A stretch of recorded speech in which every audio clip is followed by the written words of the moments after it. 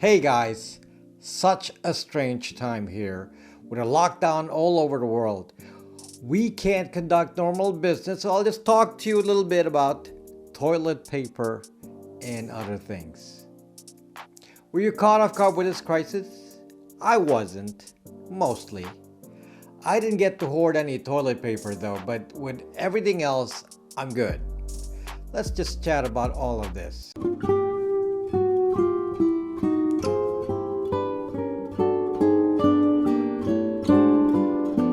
I'm a little bit of a prepper. You can see that I have some prepper related videos, so I'm always ready. I just want to share my thought process with you. So perhaps you can pick up a few things from what I did, or perhaps nothing I say will be important, but you never know. I've actually been in self-quarantine mode in my house since the beginning of March. So I'm way ahead of the game here. I actually predicted a lot of this so far in advance that I managed to order face masks and gloves from Amazon weeks ago. There was no rush. Got my supplies in 2 days with Amazon Prime. Everyone was still in business as usual mode, but by then I called my family and told them to limit their movements, and this was over 3 weeks ago now. Los Angeles went on lockdown last Thursday on March 20. Toilet paper ran out on March 16. Like I said, I'm typically always ready.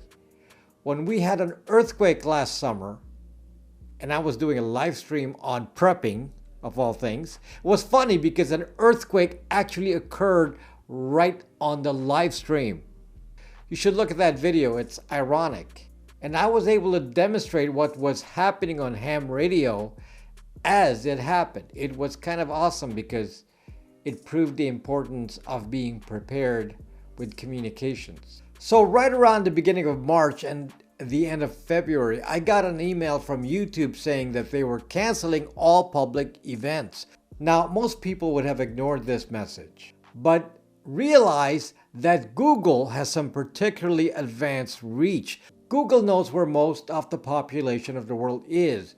Google knows locations of most people because they're using Android. I did wonder why Google quickly shut down face-to-face meetings and group events so far ahead of any public announcement. At this point in time, the US government was still saying it was not a big issue yet, and aside from shutting down borders with China, there wasn't much going on yet. This was also before Seattle started having serious containment issues. Knowing the immense power of information in the hands of Google, I immediately thought they must know something I don't, since they were protecting their own employees first. And that was when I immediately went into self-quarantine mode and did 6 feet of separation and household procedures on washing hands.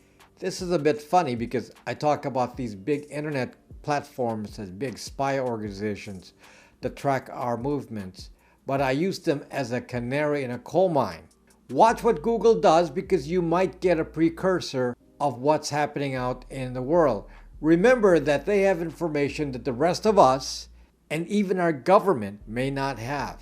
They can track movement patterns, know how much social distancing is actually going on. They might even be able to tell if some areas are not practicing social distancing based on Wi-Fi triangulation.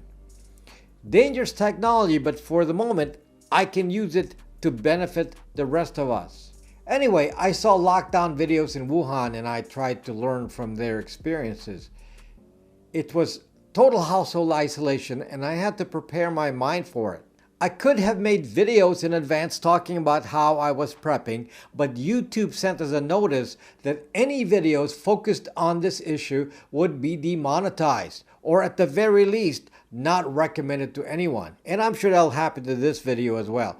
And in fact, one of my videos with a CV title was demonetized, even though I only talked about the effect of the crisis on the shipment of phones and the status of factories in China. When I saw the China videos, the first thing I noticed was that they were not running out of food or water or internet. Mostly, they were running out of face masks. Now, believe it or not, I already had face masks. Not too many, but I had them. So I bought reusable cotton face masks and gloves to just supplement what I had. Even then, hand sanitizers were so expensive that I didn't buy any. Now, of course, you can't even get it, nor can you get alcohol. But you all have lots of soap, I presume, and Clorox, so this is not an issue. Was I ready for the toilet paper run? Hell no. This was weird and totally unpredicted. There was no toilet paper run in China, so I didn't have a clue that this was going to be an issue. We have our normal stock of toilet paper, and I presume this will be resupplied in a few weeks, so I'm not worried. It's just funny what people are prepping for. In panic, the biggest sellers aside from antimicrobial products were toilet paper, guns, and ammo. Such last-minute thinkers. Did they start buying ham radios too? I have most of what I need. I can have an earthquake happen on top of all this too. You never know. It is never guaranteed that you will only have one crisis. One crisis on top of another might happen. The good news is that since I've been sequestered for closing in on 4 weeks, that I believe we're safe and we just have to ride through this. It's been tough since no one is watching my videos though, through some algorithm change in YouTube. I'm unable to ship products to many countries as well because there are no flights or there's a border closed down. So like many of you, our income is shut down and it's really tough for all. And I'm sure many of you are in the same position. As of the time of this video, we're in the first week of the lockdown and some of you don't have a sense of what might happen. So I'll give you my thoughts. I am no expert, but I'm just watching patterns and activities around the world like an intelligence agency. I think that it was important to shut down for 2 weeks. In fact, I felt that this happened too late. They should have done it a few days before. I am no conspiracy theorist. But from a practical point of view, if you shut down for 2 weeks, then you will have known the scope of the infection. The typical gestation for CV is 5 days and up to 2 weeks. If you're asymptomatic and you have no further contact, then at the end of the 2 weeks, the virus will be gone. Those who are sick will get hospitalized. There's not even a need to test.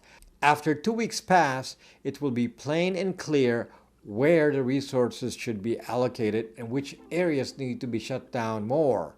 Then the attention can be focused on the areas that are hard hit with tighter restrictions, and the rest of us can get relief from the lockdown since the knowledge of the scope of the illness will be clear.